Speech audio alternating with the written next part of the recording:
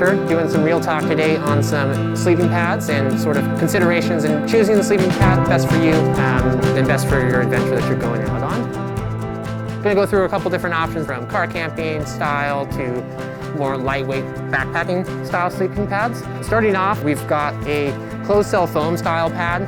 These are going to be your least expensive option. They're going to be kind of like the most basic form of a sleeping pad that you can have. Some advantage of this, number one, is going to be the cost. Number two is it's pretty durable. You don't have to worry about any sort of field repair or anything like that because it isn't inflated and is pretty reliable in that regard. As you can see though, sleeping pad can be a bit bulky, but it is super, super light. So these will be a nice lightweight option, a little bit higher on the bulk. They come in a roll style, and then they also come in the accordion Z-fold style, which is my personal favorite. It's a little bit more compact and usually has some straps on the sides that you can use to keep it all together. Moving on, as far as choosing an inflatable pad option, there's a little bit more of a range to consider as far as the features you might be looking for.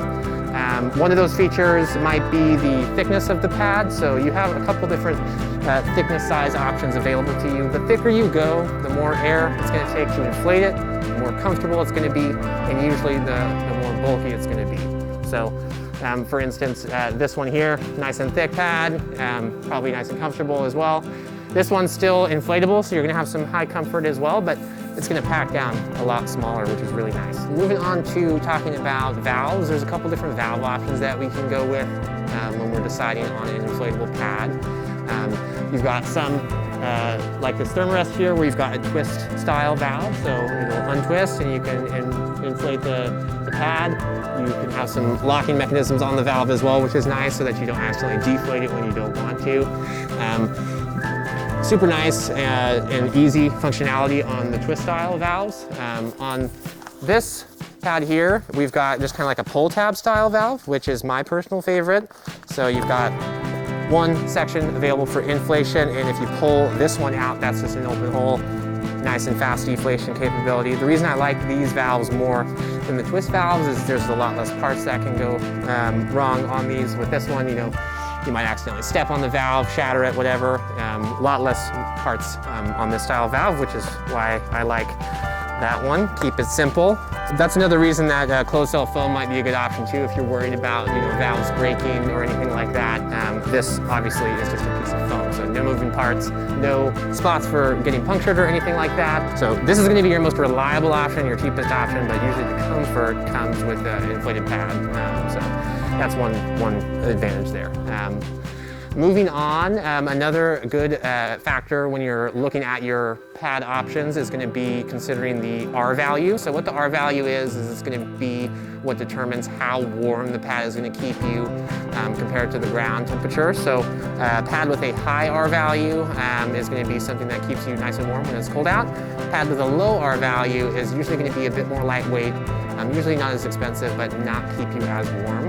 So definitely decide what R value is best for you if you're doing a lot of multi-season camping where you might be out in the snow, rainy temperatures. In the Pacific Northwest it can get nice and cold outside, so I usually decide to go with a pad with a nice R value, usually over 2.5 is where I like to sit. This Nemo Designs pad is at a 2.6 R value, so that's going to be nice and warm for you, keep you warm at night. But if you're only going in the summer, or doing fair weather camping, you can get away with a lot lower R value, and also save a few bucks as well. Another thing that would determine what pad you might want to go with is going to be the packability size. So you have some pads like this Thermarest Pro Light, that's this model here, packs down nice and small, so you can fit that in a pack no problem. It's nice and lightweight, and as you can see, packs down a lot better than something like a closed cell foam pad here. So that's one of the advantages and what you're going to be spending a little bit extra for. Definitely nice when you have other stuff that you want to bring with you out onto the trail. You can go as small as something like this. So you can get really small with these pads if you're going ultra light, kind of whatever you need. And one of the things that you could consider is you might want different pads for different outings. So a lot of people do some car camping, and with that you don't really have to think about bulk or weight or anything like that. So usually you just want to go with something nice and cozy, cost effective, going to keep you warm, keep you comfortable. That's why we have these options as well. But you know, you can see the contrast of sizes here. A lot of different options and a lot of different materials, different valve types, different R values. So a lot of factors to consider when going to pick out a pad. But lucky for you, we've got a lot of staff available to, you know, help you through that process, pick out the right pad for you based off of your needs and what adventures you like to go on. We've got pads at all of our locations, out here in the Sandy location, we've got them at Portland, etc. So definitely come on in, see what pad is right for you, and we'll get you squared away for your next adventure.